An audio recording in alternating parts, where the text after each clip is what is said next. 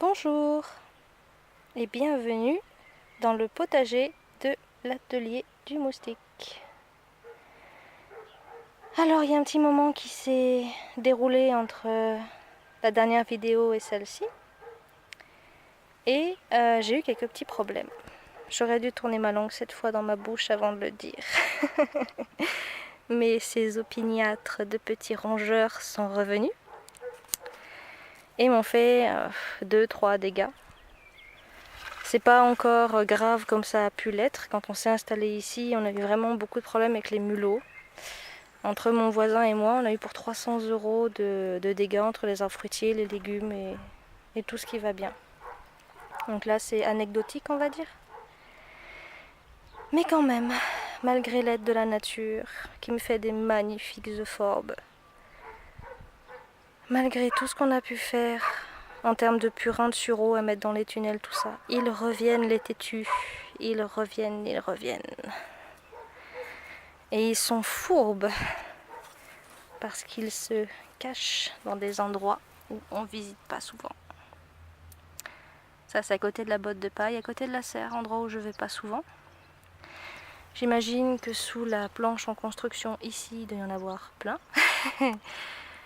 Donc heureusement, j'ai un sureau qui pousse là. J'ai 2-3 sureaux qui ont poussé cette année. On va pouvoir faire du purin de sureau l'année prochaine. Ils n'aiment pas ça, ils détestent ça.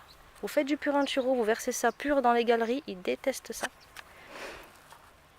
Donc je pense qu'on va s'y remettre. Mais bon, voilà. À part ça, ben ça va. Là, j'ai voulu densifier à mort vraiment dans la serre pour voir ce que ça faisait en fait. Tout le monde me dit oui, densifie. Permaculture bio-intensif, ce que je suis incapable de faire. Je ne sais pas faire ça. J'ai toujours peur que les plantes soient malheureuses. Et je me suis dit, bah écoute, t'as plein de plantes, t'as pas de place. Essaye de tout mettre.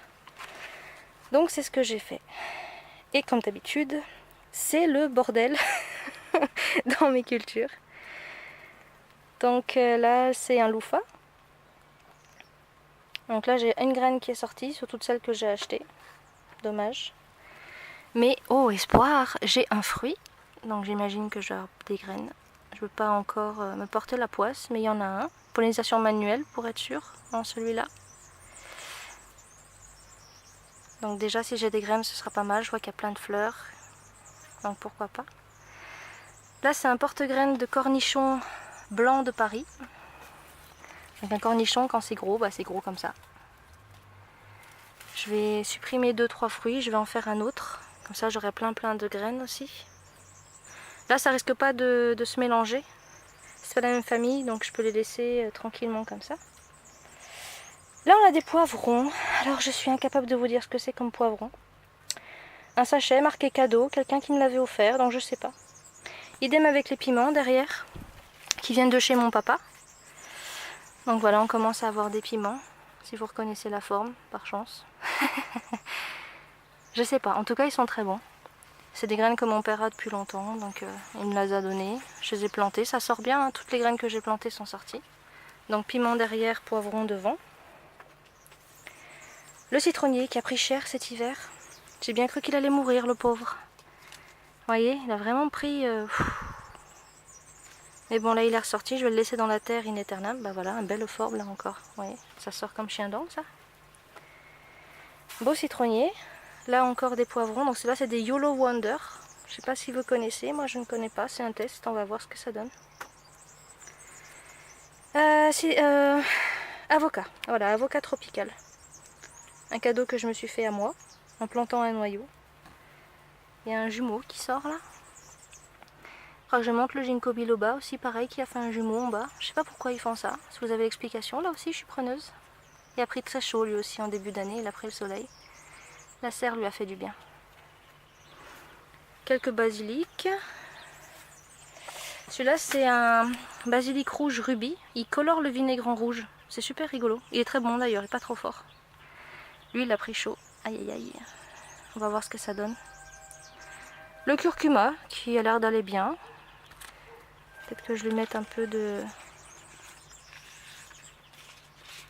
chlorure de magnésium à lui. Ça lui fera pas de mal. Ouais, curcuma a l'air d'aller. Je fais plein de petits tests comme ça, j'aime bien, ça m'amuse. les moringas qui sont là. Moringa, une plante intéressante. J'ai voulu tester là encore. Et là pareil, j'ai voulu densifier. J'avais plein de melons, j'avais plein de pastèques. Le temps n'était pas optimum pour les mettre dehors. Bon bah j'ai tout mis là. Je regrette. J'ai l'impression qu'elles sont très serrées. J'ai toujours cette impression qu'elles sont malheureuses. Alors ça m'embête. J'ai l'impression qu'elles ne sont pas épanouies comme elles le devraient, même si elles font des fruits. Hein. Un fruit là, un fruit là, un fruit ici. Il y en a encore plein qui dévalent la pente jusqu'à là-bas, mais j'ai toujours l'impression qu'elles sont tristes. Elles ne sont pas aussi grosses. Je ne sais pas si ça devient gros en fait, les melons et les pastèques. C'est la première année que j'en fais. Enfin du moins qui germent, c'est surtout ça le problème. Qui germent et je sais pas si ça devient très très grand. Là j'ai un fruit, ici là, je l'ai vu tout à l'heure, voilà. Un petit melon. Bon bah, je sais pas ce que vous en pensez, moi je trouve qu'ils sont petits, qu'ils ont des petites feuilles. On me dit densifie les cultures, machin, mais je sais pas faire. J'aime bien que les plantes soient à leur aise. Et ça m'embête un peu, surtout que voilà, je suis habituée à ça moi. Avoir des très grosses feuilles, très grosses plantes. Et des très gros fruits. Ça c'était les Digodiva j'imagine. Je sais pas. Si ça doit être le Lady Godiva celui-là. Il y a des plaines de Naples aussi qui se promènent quelque part. Je crois que c'est celle-là, la plaine de Naples. Là-bas j'ai mis des tomates parce que voilà, j'ai eu des mulots, donc ils m'ont bouffé mon plan. Plan de je ne sais plus ce que c'était. J'ai pris une du berry je crois. Donc celui-là devant, là, à côté du poteau, c'est un Deberao. Il y a le plant de mauve qui est juste à côté. Au fond j'en sais rien. Je sais pas, là encore, ça fait des fruits. Ça je vois, ça fait plein de fruits, mais je sais pas ce que c'est. Par contre c'est gros, c'est très grand. Donc là celui-là, j'ai peut-être récupéré des graines aussi. Sûr et certain d'ailleurs, vu la taille qu'il fait. Puis il tient sans tuteur, donc ça me plaît. Ça je vais récupérer des graines. J'aime les plants qui tiennent tout seuls. Ils ont vraiment chaud, très chaud. On a eu quelques heures de pluie en l'espace de 2 mois, là c'est une horreur. Même nous on a vraiment chaud. J'ai de la mauve sylvestre qui est sortie toute seule. Ça c'est intéressant ça. Parce que j'avais planté des graines une fois quelque part dans le terrain et tu vois c'est un plant de tomate ça. Et du coup maintenant ça ressort partout. Donc la mauve comestible, les feuilles, les fleurs, les petites graines vertes. Et ça voilà, ça sort un peu partout. Ça je suis contente parce que c'est le médicinal aussi. Donc la voir comme ça qui pousse toute seule, ça me plaît bien. Ah, une forme matinale. Un réveil matin. J'aime bien ceux-là, ils sont beaux. Et mes choux. Ah oui, alors ça c'est le deuxième problème du potager en ce moment. J'ai pas vraiment planté de choux. Je me suis jamais vraiment intéressée à la culture des choux. Et malheur, il y a des trucs sur mes choux, mais je sais pas ce que c'est. Ça fait des petites taches blanches, comme ça. Il y a des trous, donc les trous j'imagine que ce sont des limaces. Pas pour rien que les poules elles veulent tout le temps y aller. J'imagine que c'est ça. Ah mais j'avais pas vu. Ah la vache, il y a plein de trucs comme ça sur mes choux. Qu'est-ce que c'est que ces trucs? Ça fait des petits scarabées qui brillent. Qu'est-ce que ça vole? Ouais, ça vole pas. Ah, il y en a plein partout. C'est ça qui font les taches ou... Parce que celui-là a l'air d'aller bien. Il a l'air d'aller bien, je précise. Mais celui d'à côté, c'est le même, hein, je veux dire. Mais lui, il a un souci, quoi. Donc bon, je sais pas du tout. Je suis un peu, même celui d'à côté, hein, d'ailleurs. Hein. C'est le même variété, les trois, là. Donc c'est des choux de Bruxelles, là, ce que je vois. Ou parce que je sais encore pas ce que c'est. Donc choux de Bruxelles de Rosny, j'imagine. Parce que c'est ceux que j'ai semés. Je sais pas ce que c'est. C'est pareil avec les Azure Star, ils font des boules. Mais quand on voit la gueule des feuilles... J'ai regardé sur internet, avec Google Images, ça sert à rien ce truc. Et du coup, ouais, regardez, ils se développent pas terrible, hein. C'est pas super génial, quoi. Autant les autres là-bas, ils pomment, ils ont pas l'air d'avoir trop de soucis, autant eux, ils ramassent. Le plant de courgette, pour l'instant, il donne rien aussi. Faut dire, comme j'ai dit, il a fait très chaud. Très chaud, même le plant de tomate il croque un peu quand même. Même les tournesols. Hein. Les feuilles. Et je veux pas arroser parce que justement c'est quand même le but. Bon en haut ça a l'air d'aller, les tournesols ils continuent de monter. Donc là ils doivent être à 2 mètres. Les tournesols mongols. Donc normalement ils devraient monter encore un petit peu. Ils tiennent debout. Là aussi je vais prendre en génétique que ceux qui tiennent debout. Mais les feuilles commencent à flétrir en bas, faut qu'il pleuve vite. Hein. Même les capucines, elles ont flétri. Pourtant, je mets de la paille, j'en remets. Je pense que je vais mettre de la laine de mouton. J'ai vu ça tout à l'heure. Il y a un berger à côté qui donne de la laine. Je crois que je vais essayer. De ce côté, ça va. Bon, après, le problème des poules, c'est ce que je vous disais, c'est qu'elles grattent à mort. Elles enlèvent le paillage au fur et à mesure. Mais je leur pardonne. Elles m'ont dégagé toutes les limaces de mon terrain. C'est que là aussi... Quand vous semez toute une ligne et que vous vous levez le matin, il n'y a plus rien. Oh non, j'ai préféré prendre des poules. Tant pis pour les limaces. Oh là là, non. Donc du coup, je leur pardonne le fait qu'elles grattent un peu le paillage. C'est pas grave. Là pareil, le plant de menthe qui va très bien. J'ai enlevé l'autre, je l'ai donné à quelqu'un. Parce que ça en faisait vraiment beaucoup, vu que c'est la même que celle-là. Et là encore, malheur. Mulot. Vous vous souvenez de mes super oignons rocambole dont j'étais trop contente? Eh ben il n'y a plus. Enfin si, il y a encore, mais ils m'ont bouffé les 3 plus gros bulbes, dont le plan mère qui avait 5 ans. Donc je les ai déplacés. Obligé. Trop déçu.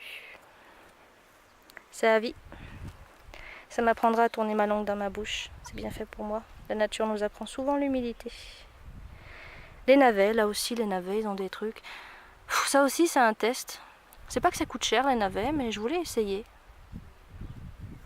Et je sais pas ce que c'est non plus. Heureusement j'ai la roque. Heureusement j'ai des trucs qui sortent tout seuls.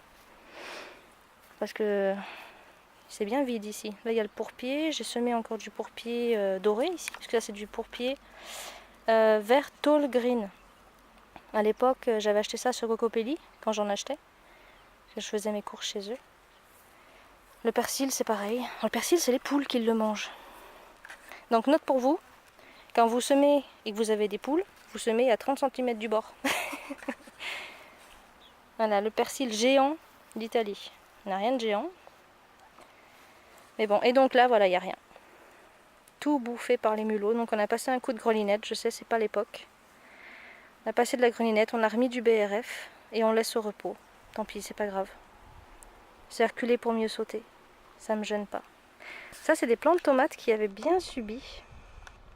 Je les avais oubliés dans un coin, les pauvres. Il trouve le moyen de faire des fruits, lui. Et bah, c'est sur ces plants que je vais récupérer mes graines. Parce que je crois que ce qu'on nous apprend, c'est des conneries en fait. Il faut récupérer les graines sur les plants qui sont tombés malades et sur les plants qui... Et bien malheureusement, qui souffrent. Ça fait de la bonne génétique. Moi, je fais ça depuis des années. Je récupère toujours mes plants. Bon, sur ceux qui tiennent debout. Vous voyez, ceux qui s'affalent comme ça ou qui se cassent. Là, je ne vais pas récupérer de graines, par exemple. Ici, c'est mort. Lui, je l'avais tutoré au début. Je m'étais dit, allez, on va faire ça carré. C'est des grosses tomates, on va les tutorer, les tailler. Finalement, j'ai fait à l'instinct, je ne l'ai pas fait. Et celui-là a cassé. Les autres s'affalent complètement. Par contre, celui-là, là, lui, il tient debout. Lui, il tient debout son tuteur. C'est sur lui que je vais récupérer mes graines. Comme sur tous les légumes qui souffrent. Donc, ce que je vous expliquais, celui-là, là. Parce que l'année prochaine, il a tellement souffert de la sécheresse qu'il va transmettre à ses enfants qu'il faut être résistant à la sécheresse. Et comme j'arrose pas, ça serait bien qu'il le soit. Ah, j'ai encore des betteraves là-bas. De mémoire, c'est des cylindres. On verra si les mulots les laissent en paix. On sait jamais, avec de la chance. Ah, mes monstres. Variété inconnue. Origine inconnue. Des ovnis. Des ovnis que je pardonne amplement de me prendre toute la place parce qu'elle est super productive. C'est simple, on est à 20 kg de courgettes. En plus de ce qu'on a mangé, évidemment. Et il y en a encore plein. Celui-là, il est hyper productif. Celui-là, je vais récupérer des graines aussi. Pollinisation manuelle, par contre. pour être sûr de garder la variété un minimum pure. Donc vous voyez là, la fleur elle est fermée là-bas. Je ne sais pas si vous voyez, là-bas il y en a une avec la fleur fermée. Il y a une fleur mâle qui doit... Ah bah voilà, il y a une fleur mâle qui est fermée. Ce soir, scotch sur les deux. Et pollinisation manuelle demain. Comme ça je serai sûre d'avoir une variété pure. Celle-là aussi elle donne pas mal de courgettes. Très très bonne d'ailleurs. Là pour l'instant il y en a 3 dessus.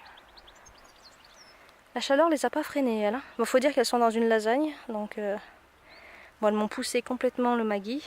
Le pauvre il se fait virer de chez lui. Mon plant de sauge il est un peu étouffé, faut que je coupe certaines feuilles. Là j'ai remis mes oignons rocambole, ceux qui restaient. Ici, là, là et là. Pour essayer de les sauver.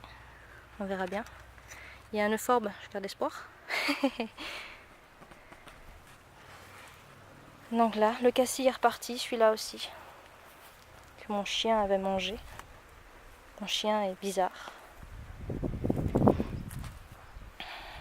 Là j'ai mis de la périlla, du miso donc. Là pareil. Alors la variété inconnue. Si ça vous fait penser à quelque chose, merci de me dire. Et c'est pas ce que c'est. Et il y en a 3 ou 4 comme ça. Voilà. Donc là, tous les fruits. Il y en a plein aussi des fruits de plus en plus. Donc là je vais pas me plaindre, hein. Au contraire, je suis très contente. Le romarin. Donc le romarin qui a 10 ans maintenant, que je taille toutes les années. Alors les tomates roi Humbert. Alors, tomates roi Humbert, tomates sauce. Croissance déterminée, comme vous voyez, elles ne montent pas très haut sur le grillage. Pas malines, elles ne sont pas conscientes du grillage, j'ai l'impression, contrairement aux tomates cerises. Mais hyper productives. Voilà, il y a des tomates de partout. Donc pour info, là il y a un plan. Voilà. Là il y a un plan. Là il y a un plan, etc. Il y en a 9 en fait. Sur le truc. Là c'est un Deberao, ici que j'ai planté à l'arrache. Voyez, la Deberao donne des tomates comme ça, semblerait. Je sais pas, j'ai jamais essayé encore, donc je vous dirai ce que j'en pense. Il paraît que ça monte très très haut. On verra. Mais voilà, les tomates sauce roi Humbert, elles sont géniales parce qu'elles sont quand même de bonne taille. Voyez, hein, c'est des jolies tomates, elles font des belles grappes. Elles sont assez précoces, on a déjà récupéré 3-4 kilos de ces tomates. Et elles sont très très bonnes. Elles sont très très très goûteuses. Donc voilà, pas très hautes. Ce qui fait qu'on peut les mettre en dessous de quelque chose, que je ferai sûrement l'année prochaine. D'ailleurs. Hop, oui, le grillage pour les poules, important.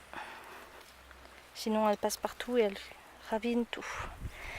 Ça c'est des tomates. Ah oui voilà, c'est des Big Papi. Alors c'est pas une tomate connue, puisque c'était chez un vieux papy, donc ces graines ont été récupérées là-bas. Et comme c'est des grosses tomates, les gens les ont nommées les Big Papi. Et on m'a donné ces graines. Moi je ne les taille pas, donc elles feront jamais 1 kilo. Mais elles sont très très très très bonnes. De type cœur de bœuf, donc juste de type, hein, ou de type marmande si vous préférez. Quasiment pas de graines, très charnues, super goût. Narok blonde, qui monte à graines. Je vais récupérer des graines aussi. Et mes choux. Alors mes choux,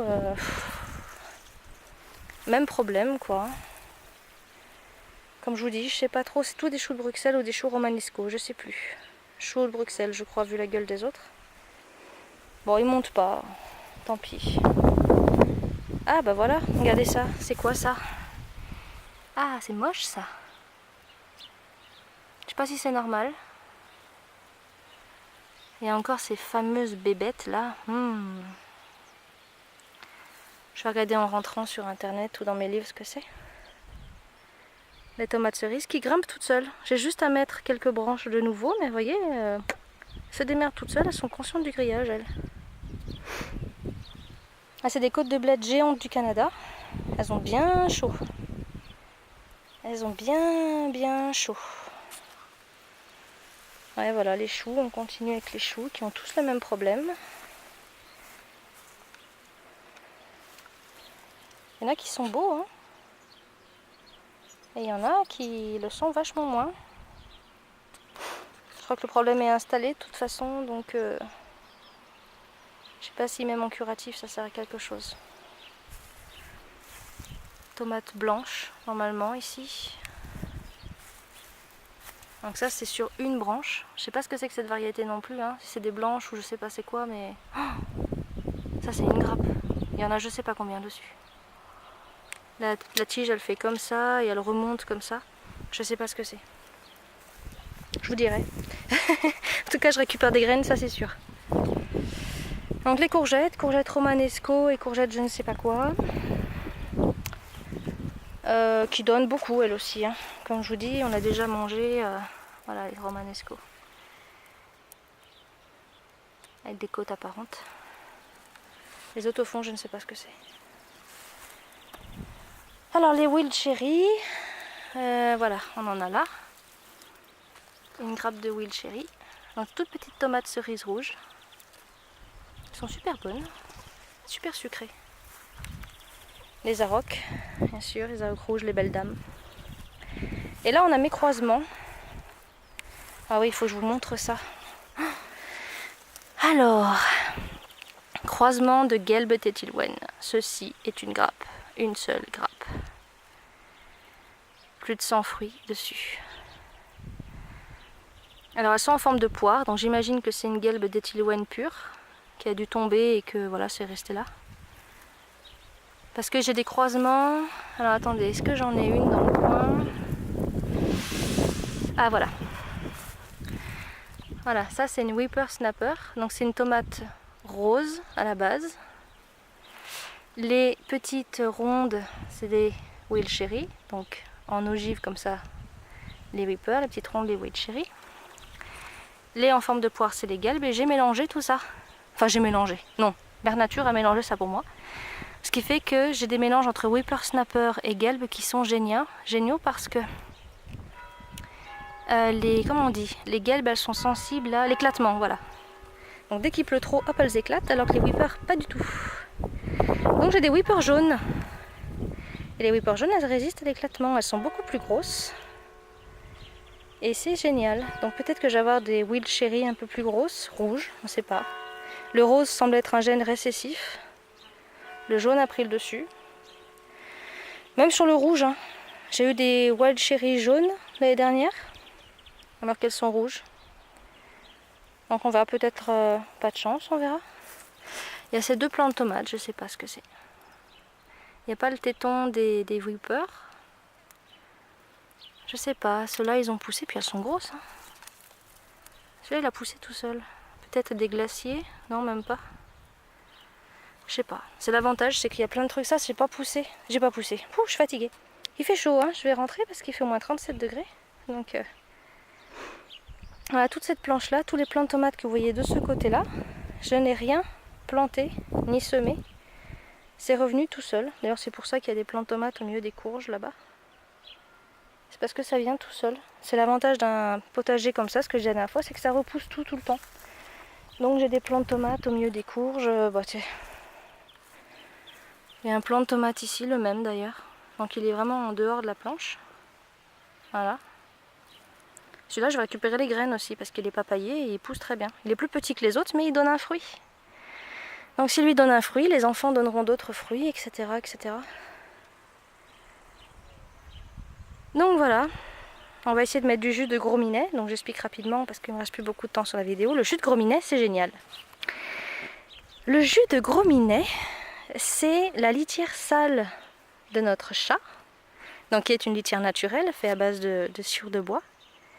Une fois qu'elle est souillée, on va le mélanger avec de l'eau. Donc on met beaucoup d'eau et un peu de litière, donc un tiers de la poubelle et puis on remplit d'eau. Poubelle de 60 litres. Et on laisse mariner cette chose immonde. Et on récupère l'eau. En fait, ça fait du purin de litière. Et vous versez ça pur dans les galeries des mulots. Je peux vous assurer qu'ils détestent ce truc-là. Donc là déjà, On a une solution. Bon, pour les choux, j'avais fait du purin de tomate. Je vais voir si ça peut aider ou pas. Je pensais que c'était la pyrrhide, mais j'en ai pas vu. Donc je pense pas que ce soit ça, vu qu'il y a des petits scarabées. Ah, on dirait que j'ai des haricots qui sortent. J'ai cru qu'ils sortiraient jamais, eux. Des haricots lac bleu. Je connais pas non plus, c'est aussi un test. On verra ce que ça donne. Donc voilà, je vais essayer de faire ça. Je vais essayer de trouver ce que c'est.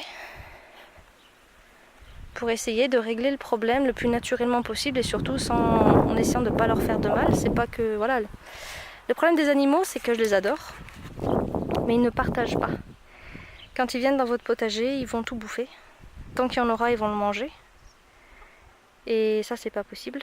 Parce que entre mon voisin et nous, la première année où on s'est installé, on a eu 300 € de dégâts. Ils nous ont bouffé les arbres fruitiers. Il y a une vigne là-bas au fond sur le grillage. Il y en avait 4 ou 5 de variétés anciennes, donc quand même des vignes onéreuses, on va dire ça comme ça, les arbres fruitiers. Voilà, on peut pas se permettre de vivre sur un potager qui se fait manger, quoi. C'est pas possible. Je veux bien, hein, moi ça me gêne pas. Bon, de temps en temps, voilà, là ils viennent, ils prennent un ou deux plants. Si je vois que ça s'aggrave pas plus que ça, ok, pourquoi pas. Après tout, ils galèrent tellement pour trouver à bouffer que moi ça me gêne pas qu'ils viennent en manger un petit peu chez moi. Par contre, s'ils commencent à vraiment tout détruire comme l'année dernière, je pense que je vais passer au purin de sureau et au jus de gros minet. Alors Doucette. Doucette qui revient de loin, achetée malade. La seule réponse qu'on nous a donnée, c'est ah ben on vous l'échange. Un peu de vermifuge, un peu de tisane de thym, d'ail, une bonne pâtée avec de l'ail dedans et elle va bien. Ah, on est bien à l'ombre. Bon, écoutez, il fait très chaud, petit chat. Il fait très chaud, donc je vais vous laisser là, tranquillement. Je vais rentrer chez moi, je vais faire des recherches sur mes choux, voir un petit peu ce qui peut se passer. Ah, ça c'est bien, je vous montre juste 2 secondes. Le trèfle blanc pour les poules, c'est génial. On tombe pas, on tombe juste de temps en temps. Elles le mangent et ça fait vachement court et on jette les graines qu'elles ne mangent pas ici. Ça pousse et elles mangent l'herbe. Voilà, petit HS 8F. Donc voilà, vous voyez la terre chez moi. Hein. Il arrose beaucoup, énormément, matin et soir. Il est toujours avec son jet d'eau. Et c'est sous perfusion engrais, c'est sous perfusion pesticides, sous perfusion ce que vous voulez. Et c'est sec. Oh là là. Enfin. Et moi j'arrose pas. C'est marrant de voir quand même que moi j'arrose pas. Que lui il arrose matin et soir et finalement on est au même niveau tous les deux. Enfin. Bon allez, je vais vite me rentrer, il fait très froid. Bon, une petite limonade de sureau bien fraîche. Et puis de toute façon on se quitte pour pas longtemps. Je vous dis à bientôt. Passez une bonne journée.